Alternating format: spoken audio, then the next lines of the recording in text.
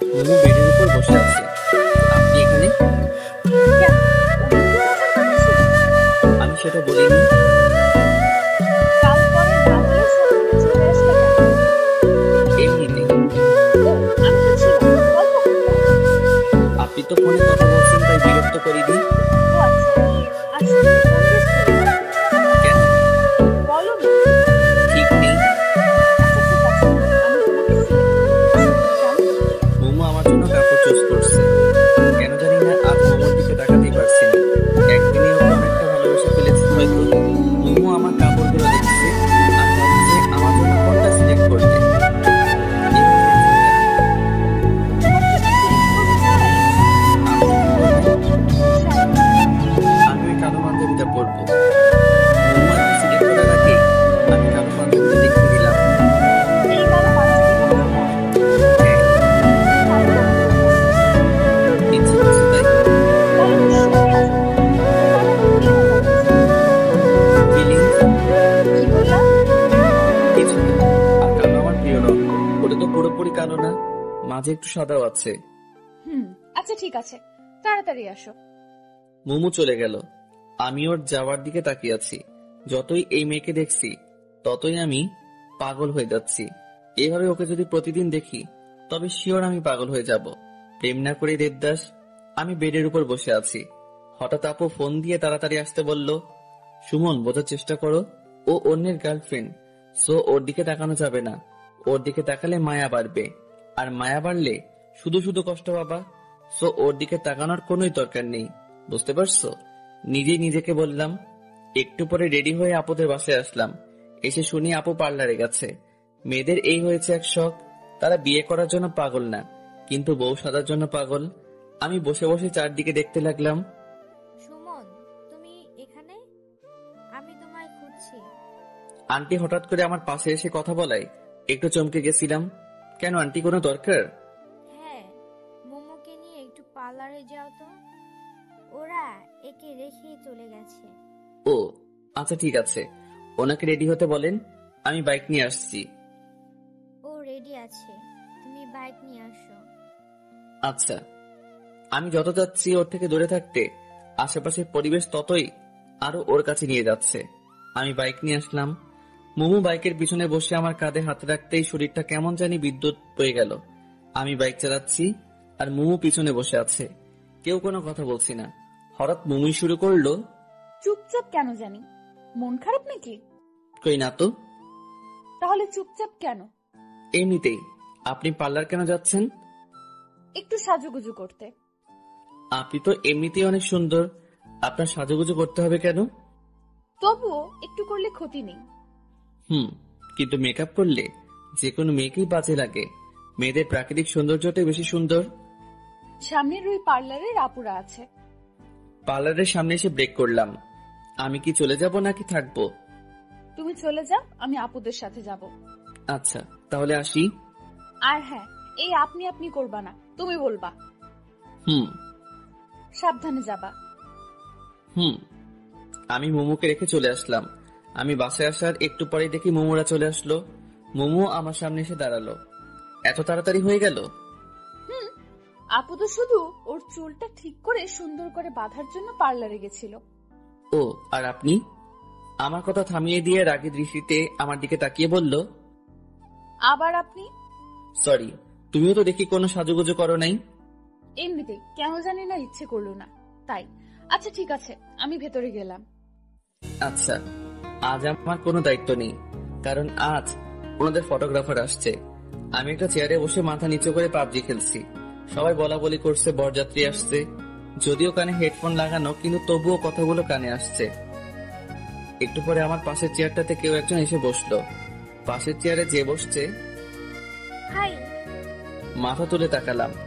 এটা তো ওই মেয়েটা যে আমায় থাপ্পড় দিছিল। আপনা আপনি আমার হাত গালে চলে আসলো।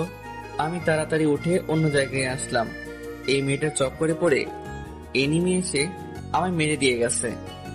কি হলো, আমায় দেখে পালালেন কেন? কই না তো। তাহলে চলে আসলেন যে? এমনিতেই। আসলে কাল আপনাকে থাপ্পড় দেওয়ার জন্য সরি। ইটস ওকে, কিন্তু দয়া করে যদি বলতেন থাপ্পড়টা কেন দিছিলেন। তাহলে ভালো লাগতো। ছাদে ওঠার সময় আপনার কারোর সাথে ধাক্কা লাগে, আর সেই মানুষটা আমি। কিন্তু আপনি একবার পিছন ফিরে তাকালেনও না, তাই খুব রাগ উঠছিল। ও সরি, আমার ভুল ছিল। আসলে একটু তাড়াহুড়া করছিলাম তো, তাই সেইভাবে খেয়াল করা হয়নি। তো আজ আপনার ক্যামেরা কই? বাসায়। বাসায় কেন? আজ তো ফটোগ্রাফার আসছে। ও, আসলে কাল ভাবির কাছে আপনার অনেক প্রশংসা শুনলাম। তারপর ভাবলাম আপনি ইচ্ছে করে এমনটা করেননি, তাই খুব খারাপ লাগছিল। আমি নিশি। সুমন। চলেন ভাবির রুমের ওইদিকে যাই। আমি ওইদিকে গিয়ে কি করব? ওইদিকে তো সব মেয়েরা। আপনি যান, আমি এখানে ঠিক আছি। আচ্ছা, আল্লাহ হাফেজ। আল্লাহ হাফেজ। কি আজব, আমি ইচ্ছে করে এমন করছি ভেবে আমায় থাপ্পড় দিছিল। অবশ্য এখানে ওনার কোনো দোষ নেই, কারণ অধিকাংশ ক্ষেত্রে ছেলেরা এটাই করে। তাই ছেলেদের প্রতি তাদের এমন একটা বাজে ধারণা জন্ম নিছে। তবে তাদের ভাবা উচিত সকল মানুষ একরকম নয়, একজনের জন্য সবাইকে একরকম ভাবা উচিত নয়। কাল থাপ্পড় দিয়ে আজ আসছে সরি বলতে, যদিও বা আমারও দোষ ছিল। যাই হোক, আবার ফোন বের করলাম, আবার পাবজি খেলা শুরু। প্যারাশুট থেকে নেমে গান পাওয়ার আগেই এনিমি এসে মেরে দিয়ে গেল। কেমনটা লাগে, আর খেলবই না। আবার একটা চেয়ারে বসলাম, কিন্তু একা একা আর কতক্ষণ বসে থাকা যায়, তাই উঠে বাসায় আসলাম। আমার বাসাও ফাঁকা, সবাই তো ওদের বাসায়। এসে শুয়ে পড়লাম, কিছুক্ষণ পরে ঘুমিয়ে পড়লাম। হঠাৎ করে ঘুমটা ভেঙে গেল। কিছু খাওয়া হয়নি, খুব ক্ষুধা পাইছে মনে হয়, তাই জন্য ঘুমটা ভেঙে গেল। মোবাইলটা হাতে নিয়ে দেখি সন্ধ্যা 7টা বাজে। উঠে ফ্রিজের দিকে এগোলাম, কয়েকটা আপেল আছে। এখন আবার আপেল খাবো? কিছু করার নাই, খেতেই হবে। পেটের মধ্যে ইঁদুর কাটছে। 2 হাতে 2টা আপেল নিয়ে ছাদে আসলাম, খাচ্ছি আর নিচের দিকে দেখছি বিয়ের অনুষ্ঠান এখনো শেষ হয়নি। তুই বাসা কখন আসছিস? আম্মু হঠাৎ করে পিছনে থেকে কথা বলে কিছুটা ভয় পেলাম। এই তো অনেকক্ষণ আগে। খেয়েছিস কিছু? এখনো খাচ্ছি, এই যে। শুধু আপেল খেয়ে কি পেট ভরে? আচ্ছা, এই বিয়ের অনুষ্ঠান আরো কতক্ষণ থাকবে? এই তো এক্ষুনি বিদায় হয়ে যাবে। ও, তো তুমি এই সময় বাসায় যে? আমি তো একটু কাজে আসছিলাম, এক্ষুনি যাব আবার। ও আচ্ছা। আম্মু চলে গেল, আমিও রুমে আসলাম, ফেসবুকে ঢুকলাম। বাসায় আসার পর ফেসবুকে খুব কম যাওয়া হয়েছে। কিছু সময় ফেসবুকিং করলাম, এর মধ্যে আম্মু আবার আসলো। কি হলো, আবার আসলা যে? তোর আন্টি তোকে ডাকছে। কেন? জানি না। বর বউ যায়নি এখনো? চলে গেছে। ও, তাহলে চলো যাই। মনে মনে খুব খুশি হলাম, কারণ সারা দিন মুমুকে ভালো করে দেখা হয়নি। অন্যের গার্লফ্রেন্ড হয়েছে তো কি হয়েছে, আমিও তো ভালোবাসি। আমার ভালোবাসাটা না হয় অজানাই রয়ে যাবে। এখন গিয়ে ওকে একটু দেখে আসবো। মুমুদের বাসায় আসলাম, আন্টি আমায় বিভিন্ন প্রশ্ন করা শুরু করলো। কই ছিলাম, কি কি করলাম, কেমন এনজয় করলাম ইত্যাদি। আমি শুধু শুনছি, আর কোনটার কি উত্তর দিলাম নিজেই জানি না। আমি তো বাসায় গিয়ে ঘুমিয়েছিলাম। আমার মন আর 2 চোখ শুধু একজনকেই খুঁজছে, কিন্তু আশেপাশে অনেক মানুষ আছে, মুমু কেন নাই? আন্টি খাইতে দিল, আমি খাচ্ছি, আর পাশে আম্মু আন্টি গল্প করছে। ভাবি, কে কে গেল বউয়ের সাথে? সুমনের দাদি আর মুমুকে পাঠিয়ে দিলাম। ও, ভালোই করেছেন। মুমু আর দাদিকে আবার কই পাঠাই দিছে? দাদি কই গেছে? ডিরেক্ট মুমুর কথা জিজ্ঞেস করলে অন্য কিছু ভাবতে পারে, তাই বুদ্ধি করে দাদির কথা বললাম। তোর আপুর বাসায় গেছে, তোর আপুর সাথে। কেন? এটা আমাদের রীতি, নতুন বউয়ের সাথে কাউকে যেতে হয়। ও কবে আসবে? কবে আসবে ভাবি ওরা? পরশুদিন নয়তো তার পরের দিন। ও,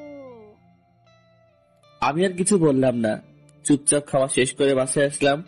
2 দিন মুমুকে দেখতে পারবো না ভাবতেই কেমন জানি কষ্ট লাগছে। যাওয়াটা কি খুব প্রয়োজন ছিল? আচ্ছা, আমি অন্যের জিএফটা নিয়ে এত ভাবছি কেন? আমার মাথা কি পুরোটাই গেল নাকি?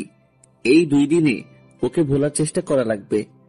পরের দিন সকালবেলা আম্মু জাগিয়ে দিল। 1 কাপ কফি নিয়ে ছাদে গেলাম। একটু দূরে দেখি কয়েকজন ক্রিকেট খেলছে। মনটা আর মানলই না, তাই খেলতে গেলাম, কিন্তু তারা আমায় ফিরিয়ে দিল। হতাশ হয়ে আসছিলাম, দেখি পিচ্চিগুলো ক্রিকেট খেলছে। ওদের কাছে গেলাম, আমায় তোমাদের সাথে খেলতে নিবা? তুমি মুমু আপুর সাথে ঝগড়া করো, তোমায় নিলে আপু আমাদের মারবে। মারবে না? আর তোমার আপু তো বাসায় নেই, তাই জানতেও পারবে না। তবুও নিব না। তোমাদের সবাইকে চকলেট খাওয়াবো, তাহলে নিবা? সত্যি খাওয়াবা? হ্যাঁ। আচ্ছা আসো তাহলে। আজকালকের বাচ্চাদেরও ঘুষটান দিয়ে কোনো কাজ হয় না, আপডেট ভার্সন। এইভাবে ছোটদের সাথে খেলা করে আর অবসরে আন্টির সাথে গল্প করে আন্টিকে রান্নার কাজে হেল্প করে 2 দিন কেটে গেল। এই 2 দিনে আমি আন্টির খুব কাছের মানুষ হয়ে গেছি মনে হয়। আজ মোমোদের আসার দিন, অনেকেই নাকি যাবে তাদের নিয়ে আসতে। আমি রুমে শুয়ে শুয়ে শুনছি বাইরে আম্মু আর আন্টি বলা বলি করছিল। হঠাৎ আম্মু রুমে আসলো। সুমন, তাড়াতাড়ি রেডি হয়ে নে, কেন আম্মু? তোর আপুদের নিয়ে আসতে যাবো। কেন? এটাও কি রীতি নাকি? তাড়াতাড়ি রেডি হয়ে নে। আমি যাব না আম্মু, কেন? ভালো লাগছে না। তুমি তো জানোই আমি ওসব পছন্দ করি না, আত্মীয়স্বজনদের বাসায় যাওয়া। এরপর আন্টি আসলো, কিন্তু আমার এসবের প্রতি কোনো ইন্টারেস্ট নেই, তাই আন্টিকেও উল্টোপাল্টা বুঝিয়ে পাঠিয়ে দিলাম। আন্টি আমায় রাগ দেখিয়ে চলে গেল। যাওয়ার আগে বলল, তুই আর আমার সাথে কথা বলবি না। আন্টি এখন আমায় তুই করে বলে। আমি ভালো করে জানি কিছু হলে সবার আগে এখন আমাকেই বলতে আসবে। সবাই চলে গেল। সারাদিন শুয়ে বসে কাটিয়ে দিলাম। সন্ধ্যার পর গিটারটা নিয়ে ছাদে এসে বসলাম। একটু পরে আন্টির বাসার সামনে এসে কয়েকটা গাড়ি থামলো। বুঝতে পারলাম আম্মুরা আসছে, কিন্তু সেদিকে কোনো লক্ষ্য নেই, কারণ আমি যখন যেটাতে মনোযোগ দেই তখন শুধু সেটা নিয়েই ভাবি। তাই এখন গিটারের উপর পুরো কনসেন্ট্রেশন দিছি। বেশ কিছু সময় গিটার প্লে করলাম। একা থাকলে গিটার প্লে করার মজাটাই আলাদা। মনের ভিতর থেকে টিউনটা আসে আর গানটাও গাইতে খুব ভালো লাগে। ওরে নীল দরিয়া, এই গানটা গাইলাম। সচরাচর গান গাওয়ার সময় চোখ বন্ধ করে গাওয়া হয়। চোখ খুলতেই আবছা আলোয় সেই চিরচেনা মুখটা দেখতে পাচ্ছি। বাতাসে এলো চুলগুলো বারবার উড়ে মুখে এসে পড়ছে আর হাত দিয়ে সরিয়ে দিচ্ছে। মনে হচ্ছে কোনো মায়াবী পরী আমার সামনে দাঁড়িয়ে আছে। মুমুকে দেখে আমি একটু সামনে এগিয়ে এসে মুমুর সামনে এসে দাঁড়ালাম। এখন মুমুর মুখটা স্পষ্ট দেখা যাচ্ছে। তুমি এখানে কখন আসলা? এই তো একটু আগে নিচ থেকে গিটারের টিউন শুনতে পেলাম, তাই ডিরেক্ট এখানে চলে আসলাম। ও, তো এখন বাসায় যাও, জার্নি করে আসলা, ড্রেস চেঞ্জ করে রেস্ট নাও। মুমু চলে যেতে লাগলো। আমি নীরব দৃষ্টিতে তাকিয়ে আছি ওর দিকে। হঠাৎ করে থেমে ও আবার পিছনে তাকালো। মুমু পিছনে তাকাতেই আমি অন্যদিকে তাকালাম, যাতে করে বুঝতে না পারে যে আমি ওর দিকে তাকিয়েছিলাম। একটা কথা বলবো, রাখবা? হ্যাঁ বলো, চেষ্টা করব। আমায় গিটার প্লে করা শেখাবা? আমি তো টিচার না, আর তাছাড়া তোমার কি গিটার আছে? নেই, তবে তোমারটা তো আছে, ওটা দিয়েই হবে। এটা দিয়ে তো দুজনের হবে না। আচ্ছা, তাহলে আমি নতুন একটা কিনে নেব। কিন্তু আমি কাউকে শেখাতে পারি না তো। ও আচ্ছা। মুমু হতাশ হয়ে চলে গেল। আমি ওর চলে যাওয়ার দিকে তাকিয়ে থাকলাম। একটু পরে আম্মুর ডাকে নিচে আসলাম। আম্মু খাবার নিয়ে আসছে। আপু নাকি আমার জন্য পাঠিয়েছে, আমি যাইনি সেই জন্য। খাওয়া শেষ করে রুমে এসে শুয়ে পড়লাম। সকালবেলাকে যেন আমার রুমের জানালা খুলে দিল। জানালা খুলে দিতেই সূর্যের আলো এসে চোখে পড়ল, আর আমার সাদের ঘুমটা ভেঙে গেল। খোলা চুলে সাদা জামা পরে একজন রূপসী আমার জানালার পাশে দাঁড়িয়ে আছে। এই, কে ওখানে? তোমার জম। আমার জম মানে? এই, তোরে বসছি না রুম অগোছালো করবি না? তুই রুমের কি অবস্থা করে রাখছিস? ঠিকই তো আছে। ঠিক আছে তাই নয়?